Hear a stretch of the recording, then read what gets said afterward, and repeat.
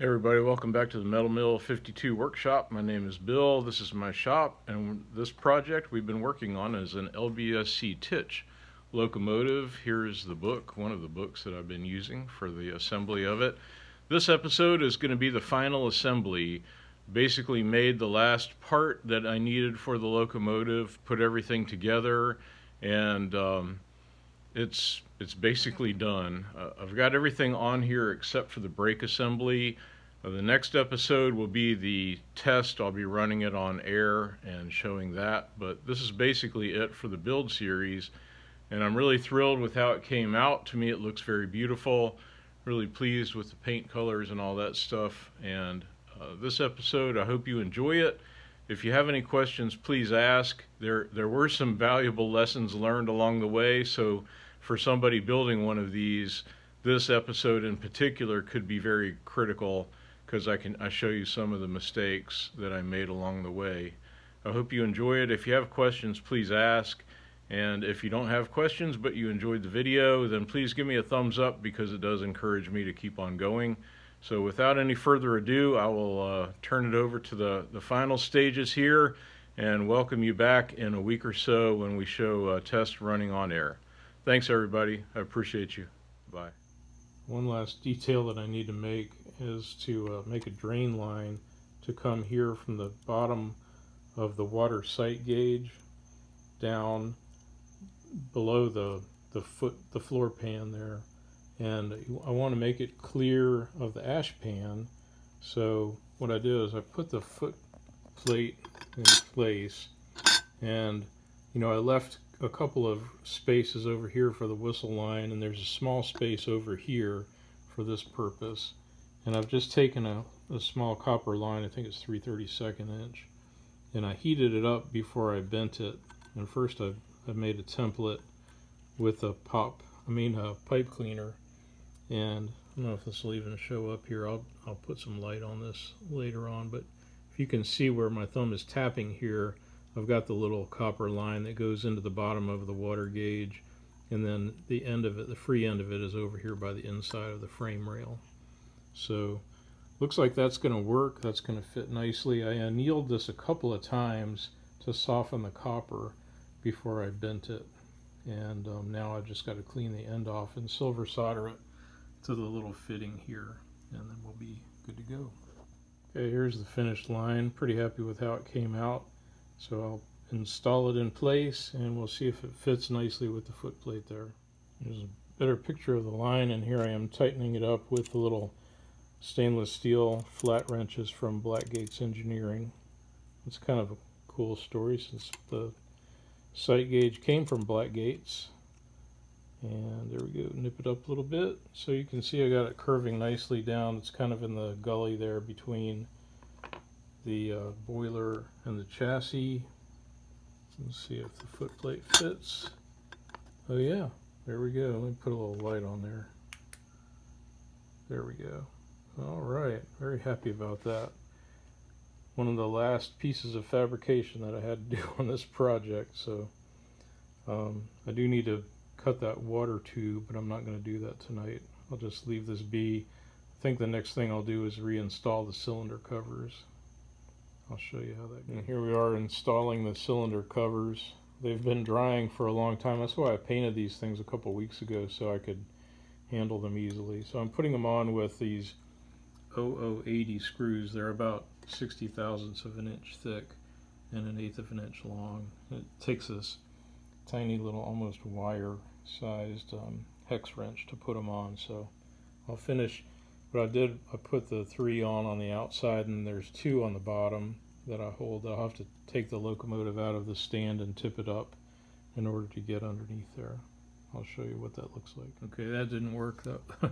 You need to, and I did anyway, need to screw the bottom screws on first, and then press this up and screw the top part on. But the cool part is it gives me a chance to show the underside of the locomotive, and you can see how a long time ago I painted the wheels that dark forest green color, so they'll all match. The rest of it's unpainted. I don't feel like taking the whole chassis apart just to paint it black, and red inside. I think it looks kind of cool like it is, so that's the way it's going to stay. I'm going to tip it back down and put the final 3 screws in and show you what that looks like. Okay, here's with the little cylinder covers installed. If you notice, I painted the tops of the cylinders black too, so they kind of blend in with the running boards there. I think the green and gold, or gold color from the brass and bronze pieces looks nice. And twist this around. You can see the little drain we made tonight. And what's important too, I forgot to mention this earlier, is that this all clears the fire door. So that does. Excited about that. Twist it around a little bit more, and you can see what the cylinder covers look like over there on the front. This exercise was useful as well because I did realize something I'm going to have to fix in the smoke box. So again, a good time to be able to make these changes, so I'll tackle that next. Well, here's the thing I realized I needed to fix. The blower line, there's no way in the world that that's going to be effective situated the way it is, so I think what I need to do is take this all apart, take the smoke box housing off, undo this line, and then re-anneal it, heat it up cherry red, and cool it, quench it, so it's soft, and then bring it around the outside of this line here so that it provides the draft going up in the center here. That's just, there's no way that's all going to fit, especially with the crossbar in place. So now to take this, it's frustrating because I thought I had this stuff all set, but it's on the other hand, it's not a big deal, and this is the time to take care of things like this. So just it'd be a little momentary setback to get it situated correctly, and then I can continue with the reassembly. Okay, I think I got the line bent better. You can see the little scriber I have stuck in the position of where the exhaust vent will go. The only bad part is that I've got it sticking out too far. It's going to interfere with the crossbar, so I'm going to heat it up again and bend it a little bit at this junction here, bend it a little bit more towards the right. See if I can get it out of the way of the crossbar. I don't know if this will look much different here, but it looks different to me. I've got this thing, I made a bend here and the sharper bend here, so it kind of wraps around the front as tight as it can on the snifter line, and then as tight as it can on the steam supply line, and just wraps around behind there. So I've got this tightened down. I'm about ready to put the smoke box back on, and hopefully if everything clears, this is already snugged up here, so if everything clears, then I can just put the screws back in and resume the reassembly process. If not, I'll take it off, heat it again, and bend it some more till it clears. Okay, I think we're there. If you can see, I've got the scriber there, and it's just covering up the point of the blower. So naturally, when it's all fully installed, I'll just have to stick a finger in there and pull that blower line just on top of the exhaust line so it'll function properly. But at least everything fits there now with that, with the front bar. So back to the assembly. Yeah. The next step for the reassembly, now that I've got the smoke box portion back together, is the one thing I haven't done yet is to make the tube, the rubber tube that connects the 2 tanks together.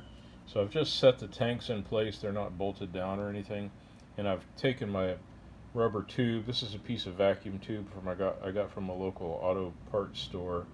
I've just cut it in on one edge.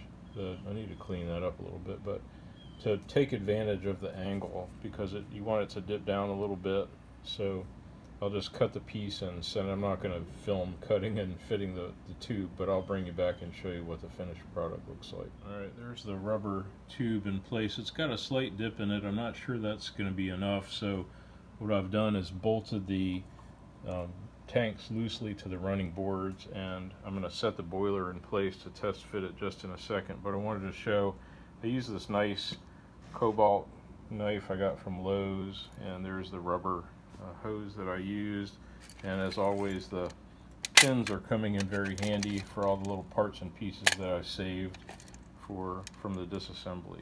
So let's get ready and try to test fit the rubber hose with the boiler in place. Okay. Another thing I just realized, it's always been snug with these tanks, but I'm really starting to see it now. Now I'm putting it all back together again. I think it's too snug here with this line that goes, this is from the hand pump up to the left-hand clack. The line is fine, but the boiler jacket that I made, the steel jacket, I trimmed it shorter on this side for this very reason, to make clearance. I didn't think I needed to over here, but I think I do. So I'm gonna have to take and cut a bit of that off, make some extra room for that tube there. Darn it. Well, it's funny, one of the things I was worried about was the tube, the crossover tube, interfering with the brass bands, and that's not going to happen, thankfully. But as we could see, it was too tight of a fit there with this supply line here for the left-hand clack, I mean. So I'm going to take this all apart. Sadly, I'm going to have to take the steel shell off. I can just use some snips and cut that off shorter. We should have done it when I did the other side, but I didn't think it was necessary.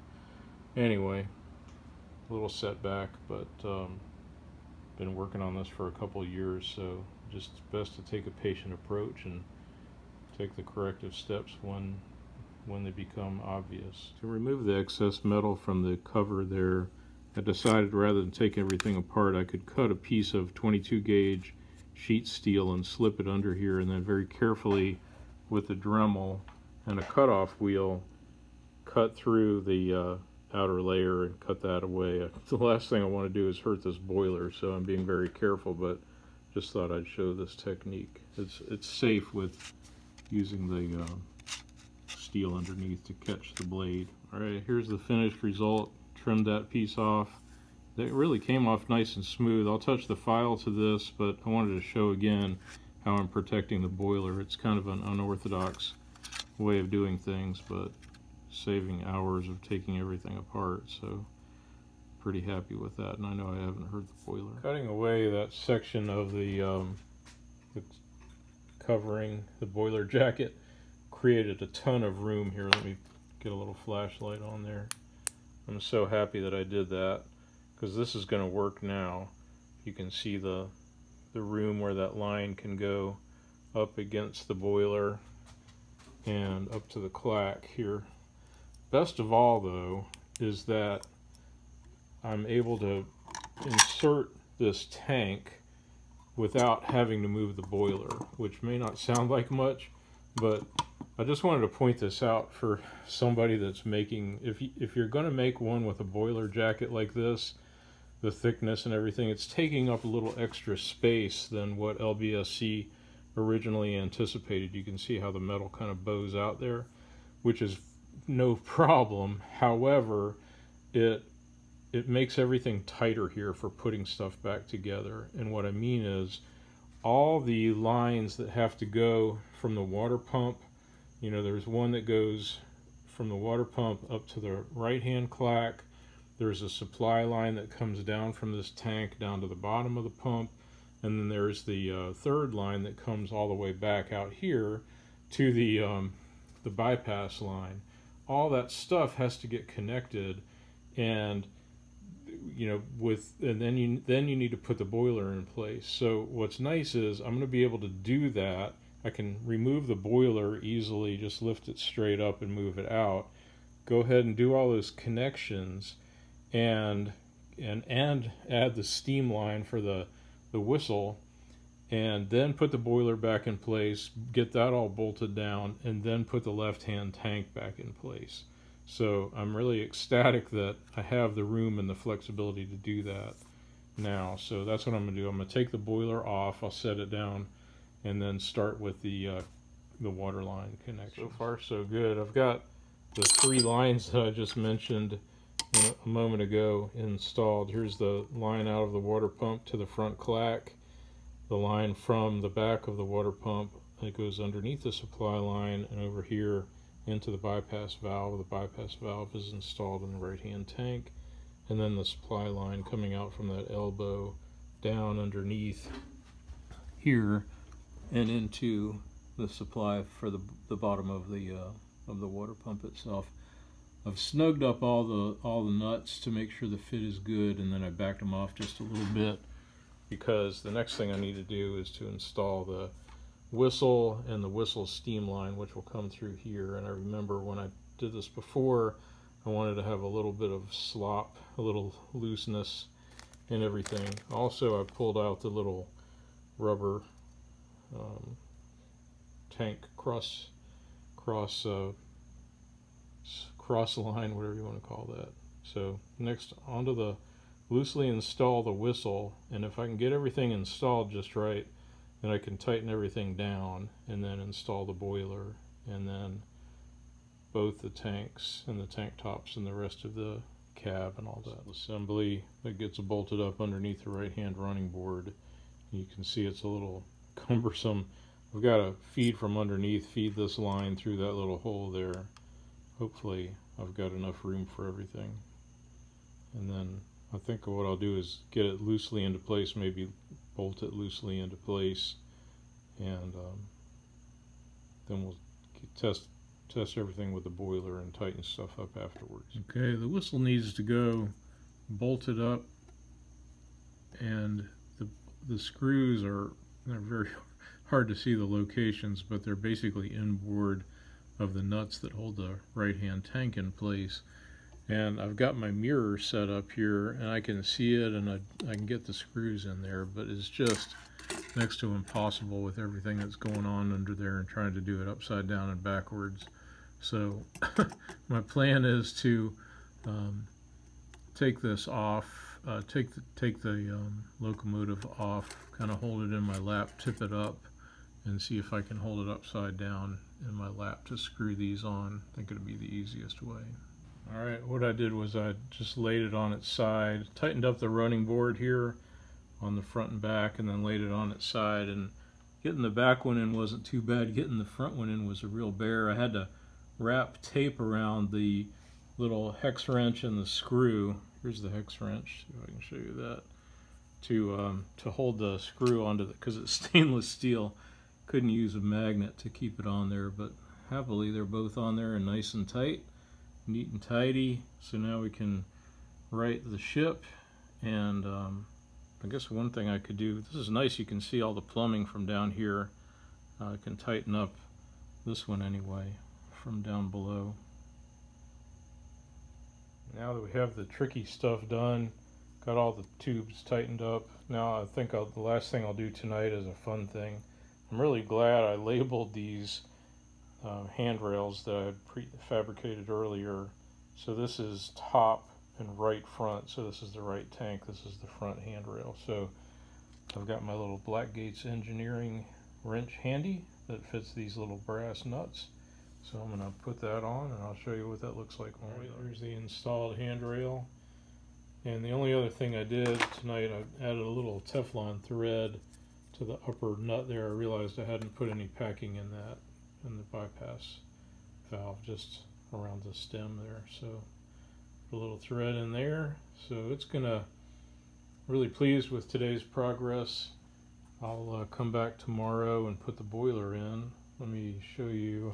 I've got the boiler and its accessories here, a lot of the trim work and the little tins I've noted with the screws that are in place. So the right hand tank, then the boiler, then the left hand tank, and then the final assembly with all the cab and everything.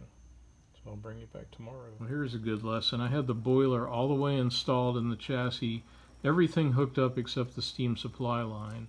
And so I went to hook it up, it wasn't aligned properly, I couldn't get the nut on, so I tweaked it a little bit with some pliers, some needle nose pliers, and forced it and wiggled it and so forth. But then I think I got it in the proper position, but now I put a ridge or a kink in there so the nut wouldn't go properly, wouldn't slide smoothly down the tube into place. So what I'm doing now is using some 220 grit sandpaper to just polish the tube, take off any kinks that I put into it. So about an hour-long setback or more. I'm pretty aggravated, but I'll just keep doing this until I get it right. Once it's smooth, then we'll be able to install the boiler into the chassis. I'll show you what that looks like. Okay, the judicious bit of polishing worked, and I've got, now you can see the nut in its proper position, and it slides. It's just barely there. I didn't take much metal off, but sometimes, you know, you just put a ridge in. So 220 grit sandpaper worked very nicely. So I'll blow all that out, and then tomorrow, when I'm a lot less aggravated, I'll try to finish putting this thing together. Okay, here's the level that I took it down to. I removed the smoke box, and I even went a step further and took the front smoke box ring off, which is the mount for the hinges, just in case that the nut is interfering with the inner part of the ring, so I can, you know, grind that back or anything if I need to. So here's the front part like that. Before I took it apart, I did mark. I put some little index marks along the side, so hopefully I can put it back together properly. And one more thing, I also ran a 5/16" 40 tap into the nut just to make sure that I didn't cross thread anything. So plus this will give me a chance to wiggle that tube a little bit if I need to. So we'll come back tomorrow and try putting it all together. One thing, it occurred to me I could put the exhaust nozzle on and check the location of the fit for the blower tube there, and it looks like that's a good spot to start with anyway. So now I'll let it be for tonight and come back and readjust tomorrow. Alright, here's a good lesson for any future builder. I'm really glad that I took the time to take this all apart, take the front ring out, and have greater access, you know, make sure everything was smooth and mated, because it finally, and it was not easy this morning, but I had to bend, tweak a little bit to get the steam line in place. I used these little crafting pliers that my daughter had given me at Christmas last year. I had to like pull it out just a wee bit, but I got the angle just right, and then I was able to carefully thread it on by hand and then finish up tightening with this wrench. So it's snug as it can be, and I'm not going to snug it up anymore, but I do think I'm going to need to create a notch inside the rim here for the front of the smoke box. But I'll do that next. I'll make a little notch there. I'll put the exhaust nozzle on securely, tighten that down, then replace the front of the smoke box, and then we can continue with tightening everything up on the boiler. Small detail was installing these little stainless steel screws to hold the bottom of the smoke box to the saddle there. And I took those things out a long time ago, and again, a little testament to having these Altoid boxes handy to keep the screws. So next thing I need to do is to file a little notch in the bottom center of this front of the smoke box here, this ring, and I'll probably sand a little bit or file a little bit on the outside. It was really hard to get this thing out. I had to tap it out with a hammer, so I'll massage it a little bit and make it easy to put in. And yes, if you're wondering, I'm going to have to repaint all this stuff. I realize that, but I mean all the smoke box stuff, but at least I got the important connections together. Alright, now that we've got the smoke box in place, I've retightened all the lines here very carefully, and the line to the bypass valve here too. So now I can finally work on the front of the smoke box. Here I've got the front cover reinstalled. As you can see, I did chip up the paint a little bit, and it was no picnic, honestly, getting it all lined up, but I'm glad that I filed it down a little bit, and I won't mind at all touching up the paint.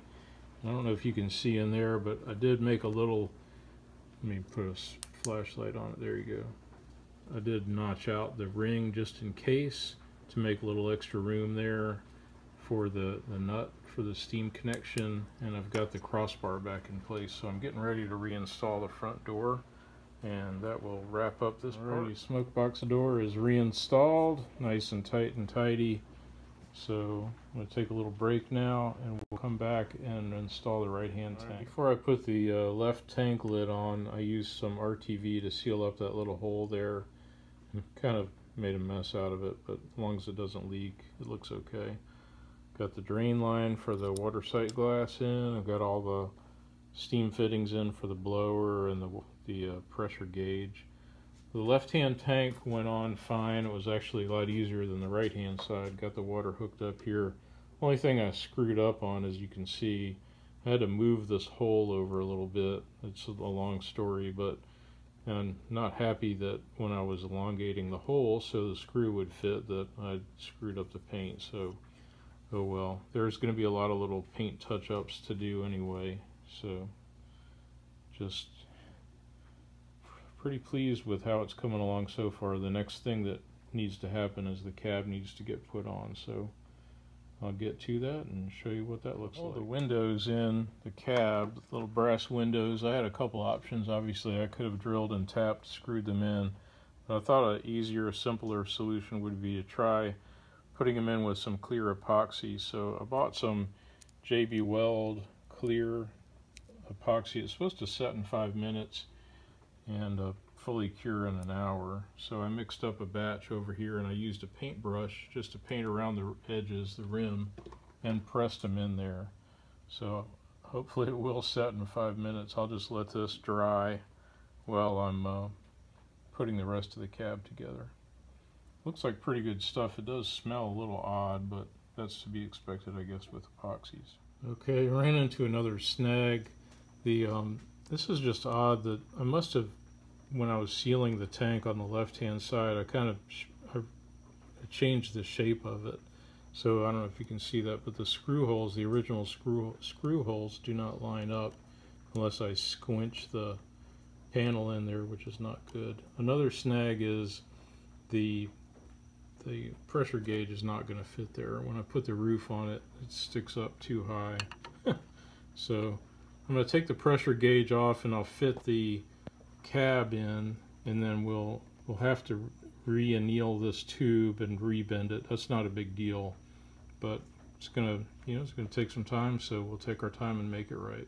Well, that cheers me up a little bit, just seeing how pretty it looks with the lid on, the roof on, and the cool decals and all that stuff. So I screwed the lid on because it's kind of sprung, if you will, and that will help me locate where I need to mark and drill and tap the two new number 1 by 72 thread holes here into this tank top. So I'll mark that and get that drilled and tapped, and then we'll be in business. And we'll have to, man, this is really interesting.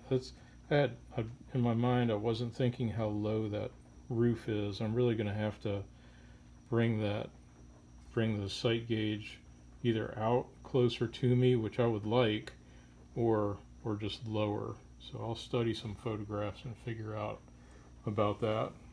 But it does look cool. Progress. Well, I'm still aggravated with myself about this misalignment issue, but stuff like this happens, so we move on. Just want to show you what I did. I screwed the roof on to put everything in its place. Then I used this scribe, or pick, to scribe some circles here. I haven't seen what they look like yet, but I did it using 2 hands and pressing down. So hopefully I've got the spots located. Now I can remove the roof and then remove these 2 screws over here and pull the cab off, and I'll see if I've got a good spot marked. If I do, then my plan is to take the whole left-hand tank lid off, and I'll be able to drill and tap it in the pillar drill. So I'll bring you back and show you that in a second. Okay, so you can see that little scratch hole made it some really good holes, or markings for the holes, and you can see the misalignment. So the whole thing just shifted. It should have, when I originally put it together, it was a little further out and to the left. I somehow warped the tank, I guess, in the final stages. So just a good lesson there to be learned, and a simple fix, but take the time and do it right. So I'll take the tank lid off now completely and re-drill drill and tap the 2 new holes, and I'll put some screws in to fill up the holes that will be remaining, and we can touch it up. Not that it's really even going to be very visible, because the base, let me show you, the feet should cover up where those holes were, but we'll make it as as good as possible. Here we go. I'm putting the final touches on, tapping the second hole using the pillar tool, my favorite thing. So, as I've said probably 100 times in this series, build yourself a pillar tool. I got these castings. This is the one with the 6-inch arms on center, the longer one, and I got it from Martin Model and Pattern, and I think they're in Washington State, somewhere in the Pacific Northwest. But I love my pillar tool. Here's something interesting. That clear JV weld, it worked fine for keeping these brass window trims in, but it bubbled up that acrylic paint that I used on the inside of the cab here. So I'm gonna have to get a knife and scrape that. This one's not so bad. I guess I was more judicious with my glue application on this side, but that's just unsightly. So, but it'll scrape off, no big deal. To repair the damage to the left tank top, what I've done is I cleaned it all off really good with some acetone on a rag, and then I used this JV Weld clear weld epoxy that sets in 5 minutes and supposedly dry in an hour. Hopefully it will be. It's a little tacky still, so I'm not going to paint it yet. And I wanted to point out this one thing's nice about this stuff is that it does clean, like I had a little excess residue around the edges of these holes that I filled with it. I was able to clean it up with acetone and a rag. And I don't know if you can tell, but see what I did is put the blue tape, painter's tape, on the bottom, and then used a paintbrush like that just to fill in the holes. So these are the holes that I had to elongate because of the misalignment. So when this is dry tomorrow, I'll drill another clearance sized hole through it to go into the all the way down into the tank top straps. And these two larger holes here, they're larger looking holes, are the new ones where the paint's chipped. The smaller ones I've already filled with the clear JV Weld, and that's drying. So I've stirred up, happily, I've been using this dark hunter green color from Rust-Oleum for a long time, and I have a tin of it waiting here. So I've stirred this all up, and as soon as this stuff is dry, I'll be able to touch up those little spots, and that'll look a lot better.